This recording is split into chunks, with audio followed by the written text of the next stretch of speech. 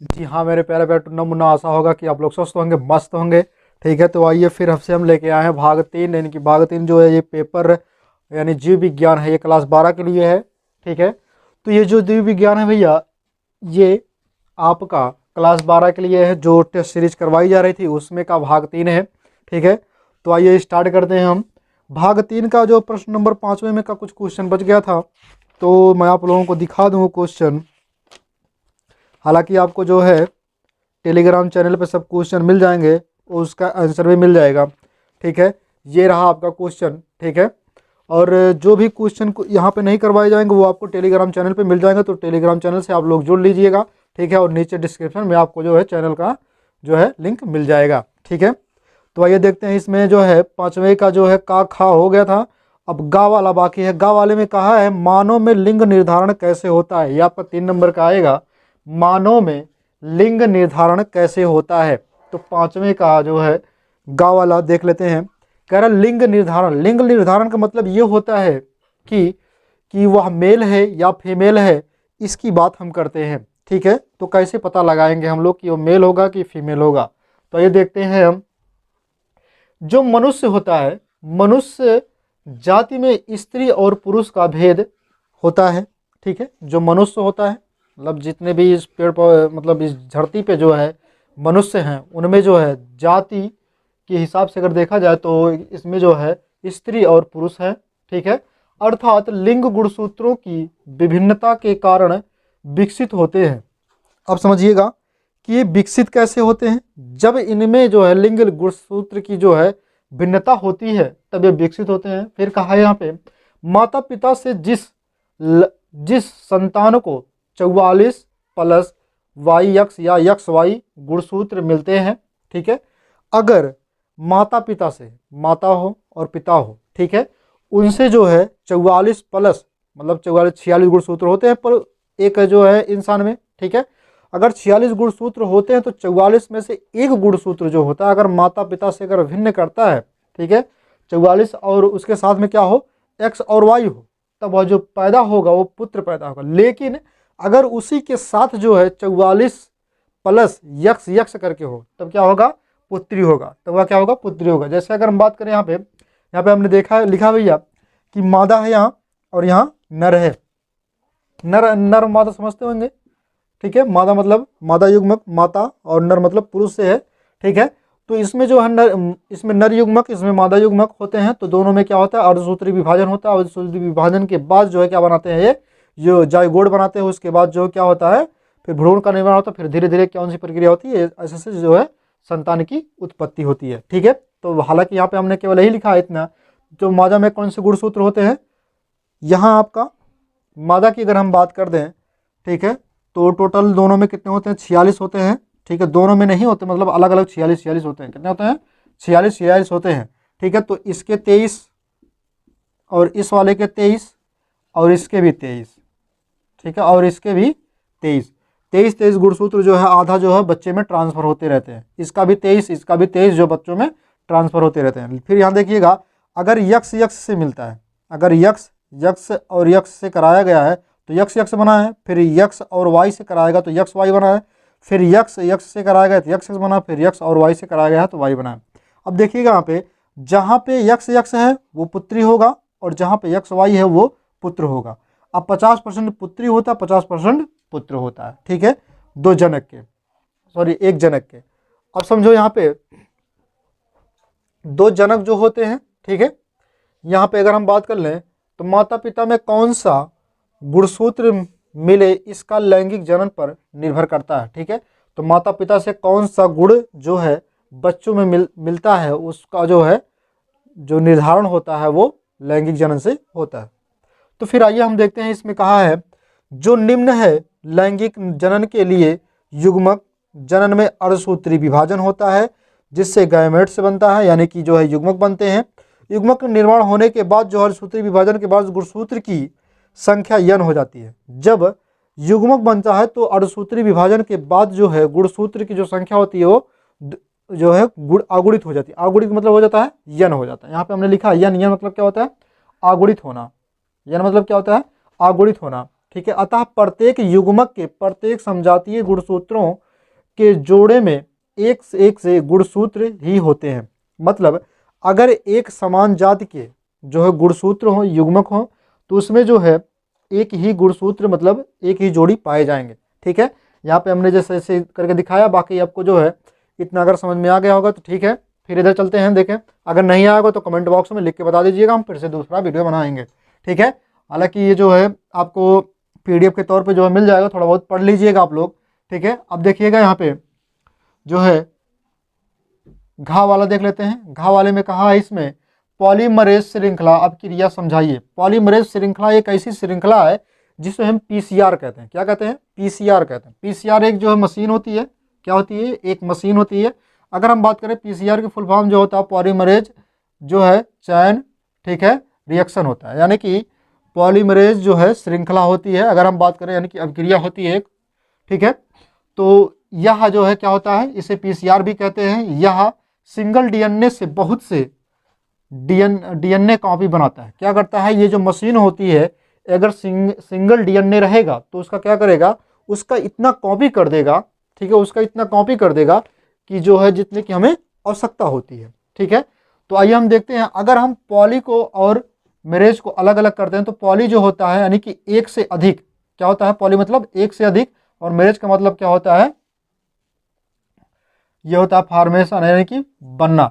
अब बनने का मतलब क्या होता है, एक से अधिक कॉपी का बनना। एक से अधिक कॉपी का बनना का मतलब क्या होता है कि कौन सा बनेगा एक से अधिक, एक से अधिक वो चीज बनेगा जो DNA होगा, जो माता पिता का अगर DNA होगा, ठीक है, उसका क्या होगा, उस DNA को निकाल करके जो है ये मशीन जो होता है PCR उसको क्या करता है, मतलब उसकी इतनी कॉपी बना देता है कि आप उससे कितनी बार, जितना बार आप चाहते हैं किसी DNA टेस्ट करना उतनी बार आप कर सकते हैं। ठीक है, तो ये हम देखते हैं यहाँ पे कहा है कॉपी बना सकता है, अर्थात यह एक मशीन है। हमने पहले बता दिया यह एक मशीन है, DNA को कई कॉपी करती है। DNA को क्या करती है, कई कॉपी बनाती है। इस विधि का खोज किसने किया था, कैरी। किसने किया था, कैरी और मुलिस ने। कैरी और मुलिस ने सन 1985 में, कब किया था, 1985 में कैरी मुलिस ने सन 1985 में जो इसकी खोज की थी। जो ये विधि है इसकी खोज किसने की थी, कैरी मुलिस ने सन 1985 में किया था। ठीक है, इतना समझ में आ गया। फिर हम आगे चलते हैं, कहा इसमें यह इलेक्ट्रोफोरेंसिस जो होता है फोरेंसिस द्वारा अलग किए जाते हैं। ठीक है, ये एक ऐसी इलेक्ट्रॉनिक चीज होती है जिसके द्वारा क्या होता है, अलग किया जाता है।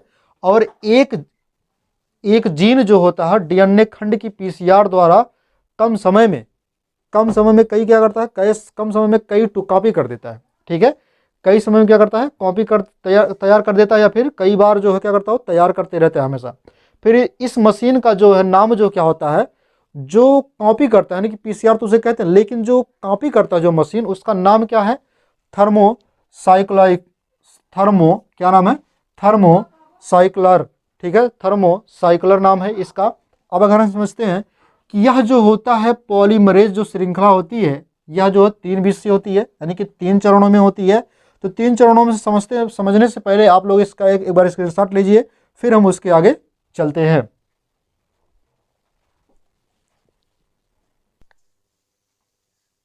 जी हाँ मेरे प्यारे प्यारे दोस्तों, आप लोगों ने स्क्रीनशॉट ले लिया हो, तो आइए समझते हैं पॉलीमरेज जो है क्रिया क्या होती है, यानी श्रृंखला जो है उसको क्या कहते हैं। तो यह 3 चरणों में होती है। पहला जो चरण होता है उसे कहते हैं डीनेटूरेशन। क्या कहते हैं, डीनेटूरेशन जो कहते हैं, इसको हम समझते हैं डीनेटूरेशन को।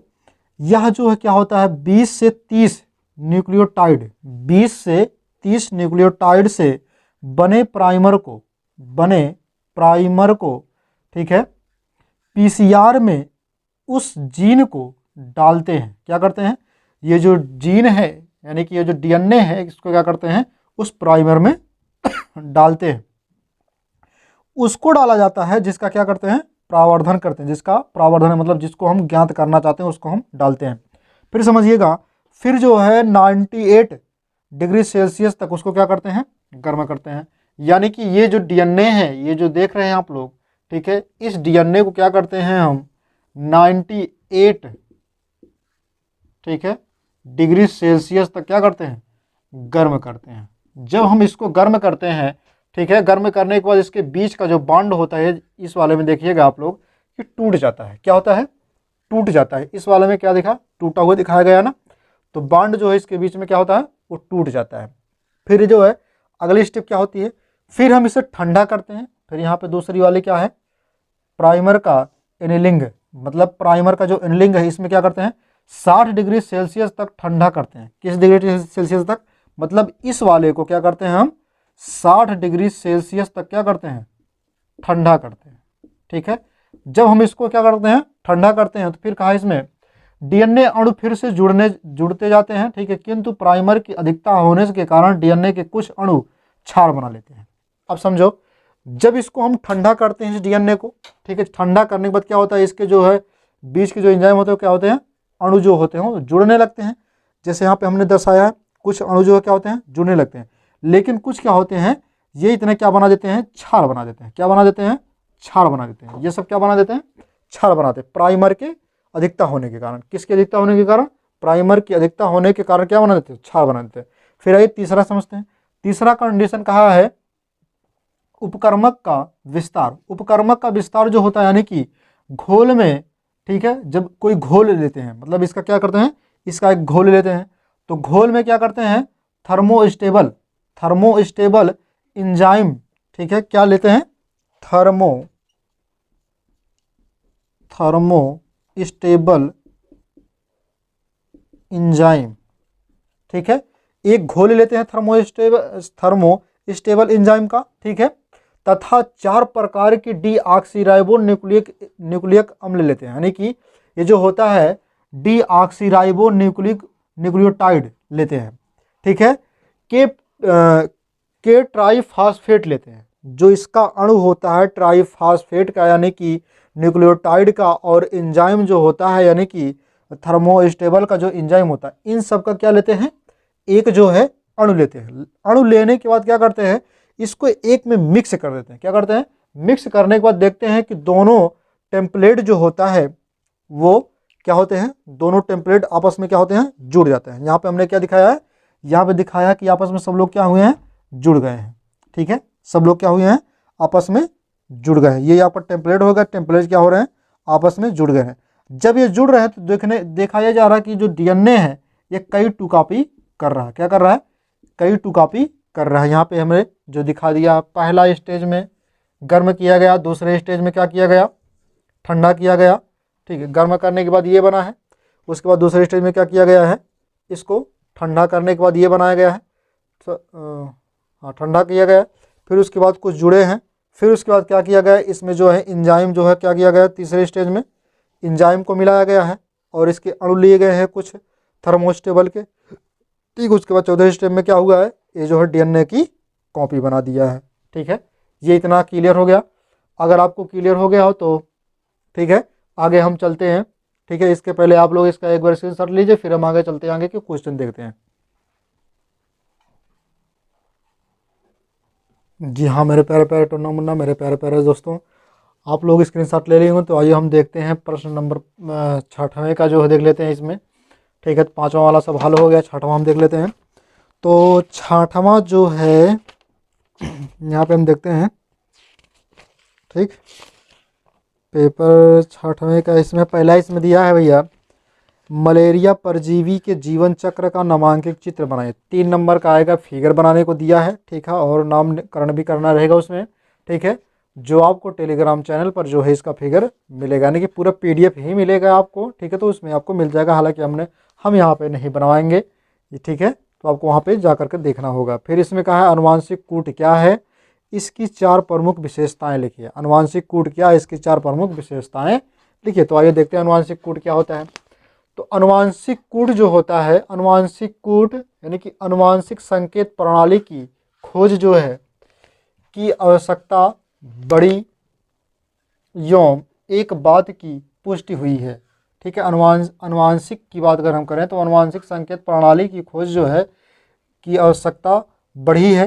ठीक है, जो यह पुष्टि करती है कि जीन में जो है संयोजित केवल 4 प्रकार के, जीन में संयोजित केवल 4 प्रकार के, ठीक है, संयोजित केवल 4 प्रकार के न्यूक्लियोटाइड, 4 प्रकार के क्या हो, न्यूक्लियोटाइड क्षारों के समूह विभिन्न प्रकार के प्रोटीन अणुओं के संश्लेषण में एमिनो अम्ल, संश्लेषण में क्या करते हैं, एमिनो अम्ल, ठीक है, इसका क्या हो, संश्लेषण हो और फिर एमिनो अम्ल के संयोजन का संचलन करते हैं, जिससे अनुवांशिक कूट कहा जाता है। ठीक है, जिसे क्या कहा जाता है, अनुवांशिक कूट कहा जाता है। ये चीज़ समझ में आ गया होगा। यानी कहने का मतलब इसका ये है कि जो ये प्रणाली दी गई है अनुवांशिक कूट, ठीक है, इसमें जो है क्या होता है, 4 प्रकार के जो है क्या होते हैं, न्यूक्लियोटाइड होते हैं, जो क्षार होते हैं, ठीक है, उनका क्या होता है, समूह होता है, उसका क्या होता है, प्रोटीन अणुओं के रूप में जो संश्लेषण हो जाता है, ठीक है, जिसे आप क्या कहते हैं, अमीनो अम्ल कहते हैं। तो इसका क्या होता है, संयोजन होता है, तो संयोजन होने के बाद जो संचलन होता है, ठीक है, संचलन होता है, उसे क्या कहते हैं, जीन, उसे क्या कहते हैं, अनुवांशिक कूट कहते हैं। ठीक है, हालांकि जो है इतना स्पीड अगर मैं पढ़ा रहा हूँ, अगर आपको लगता होगा कि स्पीड पढ़ा रहे हैं, तो आप लोग जो है क्या करिएगा, वहाँ से जा करके जहाँ पे क्वालिटी वगैरह होती है, ठीक है, क्वालिटी से जा करके, ठीक है, नॉर्मल पे कर करके, ठीक है, देख लेना, जो है कम करके आप लोग देखिएगा। ठीक है, अगर आपको लगता है कि मैं तेजी से पढ़ा रहा हूँ, तो उसको आप क्या करेंगे, उसकी गति को धीमी कर लेंगे। ठीक है, तो आइए देखते हैं इसकी जो विशेषता है, अगर हम बात करें क्या चीज़,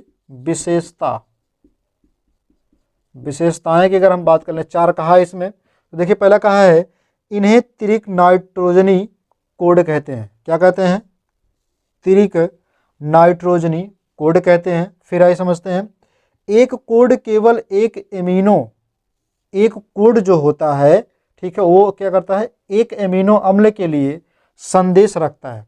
मतलब जो कोड होता है डीएनए का, ठीक है, उसका क्या करता है, एक संदेश का कार्य करता है। ठीक, फिर कहा है अमीनो अम्ल का अनुलेखन एक से अधिक कोडों द्वारा होता है।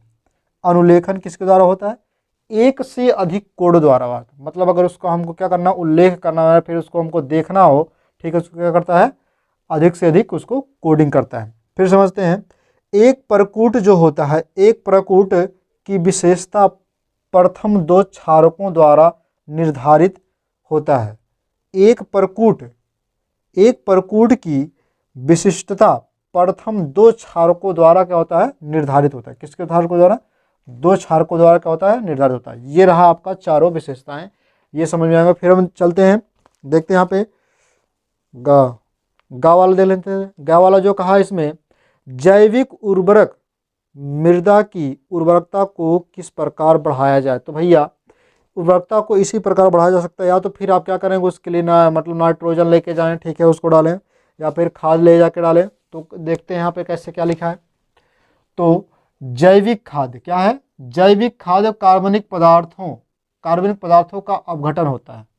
जो कार्बनिक पदार्थ होते हैं, ठीक है, जो जैविक खाद जो बनाया जाता है, उसका क्या होता है, अपघटन होता है, जिनमें पौधों के लिए विभिन्न आवश्यक पोषक तत्व उपस्थित होते हैं। क्या होते हैं, पौधों के लिए पोषक जो है तत्व उपस्थित होते हैं।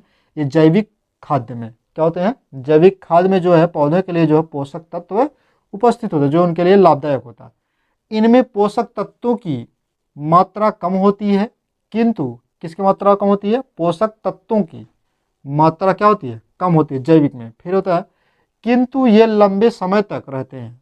क्या करते हैं, कम तो होती है, लेकिन वे क्या करते हैं, लंबे समय तक रहते हैं। ये मिट्टी के भौतिक संरचना को सुधारते हैं। क्या करते हैं, जो मिट्टी होती है, मिट्टी वहाँ की जो क्या करते हैं, भौतिक जो संरचना होती है, मतलब जैसे कहने का मतलब जो उपजाऊ नहीं होती है, थोड़ा उसको क्या बनाते हैं, उपजाऊ बनाते हैं। जो थोड़ा जैसे कहीं पर पैदावार नहीं होती, कहीं कहीं खेतों में जैसे मतलब होता है कि वहाँ के जो पौधे होते हैं छोटे छोटे बौने छोटे छोटे हो जाते हैं, ठीक है, तो उसको क्या करती है, उसकी जो है मात्रा को क्या करती है, सुधारती रहती है। फिर है, इनमें ह्यूमस प्रचुर मात्रा में होता है। ह्यूमस क्या होता है, प्रचुर मात्रा में होता है, जिससे मिट्टी को उर्वरक शक्ति का ह्रास नहीं होता। अगर ह्यूमस जो प्रचुर मात्रा में नहीं होगा, तो इसका क्या होगा, ह्रास होने लगेगा। किसका, मिट्टी की उर्वरक शक्ति का क्या होगा, ह्रास होने लगेगा। अब देखते हैं इसमें, मिट्टी में उर्वरक शक्ति बढ़ाने के लिए कुछ सूक्ष्म जीव भी आते हैं। जैसे मान लीजिए आपका केचुआ भी होता है उसमें, ठीक है, केचुआ होता है, और कुछ ऐसे भी चीज़ हैं जो होते हैं। केचुआ हो गया तुम्हारा, चूहा भी हो गया, हालांकि चूहा काट देता है, ऐसी बात नहीं, लेकिन वो चाल करके क्या करता है, मिट्टी को एकदम अच्छे से बना देता है। आइए समझते हैं केंचुए को जो है किसान को क्या कहा गया है, मित्र कहा गया। आइए समझते हैं यहाँ पे कि नाइट्रीकरण जीवाणु, नाइट्रीकरण जीवाणु यानी कि एजोबैक्टर, एजोबैक्टर द्वारा, यानी कि नाइट्रीकरण द्वारा कैसे होता है कि नाइट्रीकरण द्वारा जीवाणु एजोबैक्टर क्या होता है, एजोबैक्टर, यहाँ भैया इसका नाम याद रखिएगा जीवाणु का, एजोबैक्टर यानी कि क्लोस्ट्रीडियम, क्लोस्ट्रीडियम आदि जो होते हैं, क्लोस्ट्रीडियम आदि जो होते हैं ये स्वतंत्र रूप से क्या करते हैं, N2 यानी कि नाइट्रोजन को स्थिर करके क्या करते हैं, नाइट्रोजन को स्थिर करके नाइट्रोजन यौगिक बना देते हैं। क्या बना देते हैं, नाइट्रोजन को अपने आप से क्या करते हैं, इकट्ठा करके उसको क्या बना देते हैं, नाइट्रोजन यौगिक बना देते हैं। फिर समझते हैं यहाँ पे कि नाइट्रोसोमोनास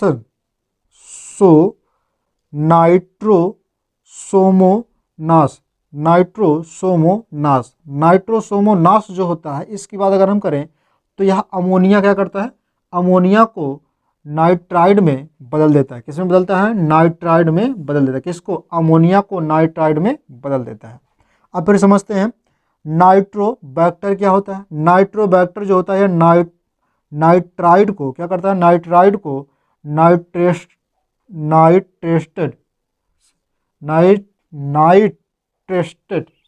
में बदल देते हैं। क्या करते हैं, नाइट्रेस्टेड में बदल देते हैं। जो क्या करते हैं, ये नाइट्रेस्टेड जो होता है ये पौधे के लिए क्या होता है, उपयोगी होता है। क्या होता है, पौधों के लिए उपयोगी होता है। ये जो होता है नाइट्राइड जो होता है ये पौधों के लिए क्या करता है, ये नाइट्राइड बदलता किस में है, नाइट्रेटस में बदल देता है। किस में बदलता है, नाइट्रेटस में बदल देता है। जो नाइट्रेटस होता है वो क्या करता है, पौधों के लिए जो उपयोगी होता है। ठीक, यहाँ तक समझ में आ गया होगा। फिर हम समझ चलते हैं यहाँ पे, देखिए भैया दिया है छठवें का लास्ट वाला, यानी कि प्रतिबंध एंजाइम तथा लाइगेज एंजाइम के कार्य लिखिए। ठीक है, ये है। उसके बाद सातवां है मानव में मादा जनन तंत्र का वर्णन नामांकित चित्र की सहायता से कीजिए। ये भैया आपको नीचे जो है डिस्क्रिप्शन में इसका जो है क्या होगा, लिंक मिल जाएगा 7वें का क्वेश्चन का। ठीक है, तो आप लोग वहाँ पे जा करके देख लीजिए। फिर इसमें कहा है भारत में परिवार नियोजन की आवश्यकता तथा इसकी विधियों का वर्णन कीजिए। तो परिवार नियोजन की आवश्यकता, यानी कि परिवार नियोजन किसे कहते हैं, परिवार नियोजन की आवश्यकता क्यों पड़ी। ठीक है, क्योंकि यहाँ पे जो भारत में जो है बढ़ती हुई जनसंख्या इतनी बढ़ती जा रही है, मृत्यु दर कम होती जा रही है। ठीक है, तो इसलिए परिवार नियोजन की आवश्यकता है।